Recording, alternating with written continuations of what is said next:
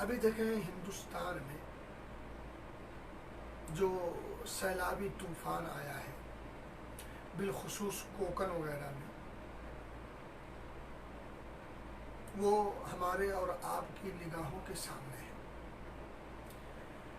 اس مصیبت کی گھڑی میں ہم سب کی دینی اور اخلاقی اور سماجی بڑی ذمہ داری بنتی ہے کہ ہم میں کا ہر شخص اپنی حد تک جس سے جو ہو سکے، دام دل میں قدم سخنے، جو کچھ جس سے ہو سکے، کسی سے کچھ نہیں ہو سکتا دعا تو کر سکتا، کسی سے کہہ تو سکتا، یہ میسج یہ پیغام شیئر تو کر سکتا۔ اور یہ صرف آج کی بات نہیں ہے، جب بھی امت کسی بھی پریشانی کا شکار ہو تو امت ہر فرد کو بے چین ہونا چاہیے، امت کے ہر فرد کے اندر بے چینی پیدا ہونی چاہیے۔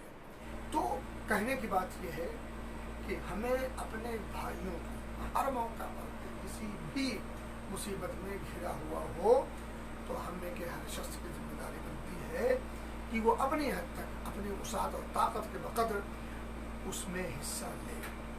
ایک حدیث ہے صحیح مسلم کا، اس کا ایک ٹکڑا ہے، واللہ فی عون العبد ما کان العبد فی عون اخیہ۔ اللہ رب العزت اپنے بندے کی ہیلپ، مدد، نصرت کرتا رہتا ہے۔ کب تک؟ جب تک وہ بندہ اپنے بھائی کی ہیلپ اور مدد اور تعاون کرتا رہتا ہے۔ یعنی جب ہم اپنے کسی بھائی کی ہیلپ کرتے ہیں، اللہ ہماری ہیلپ کرتا ہے۔ ہم اپنے حساب سے ہیلپ کرتے ہیں، اللہ اپنی شان کے حساب سے ہیلپ کرے گا ہماری۔ سوچ، ایک ٹکڑا ہے اس حدیث میں، اور بہت ساری چیزیں ہیں، اور وہ سب خیر خواہی یعنی آپ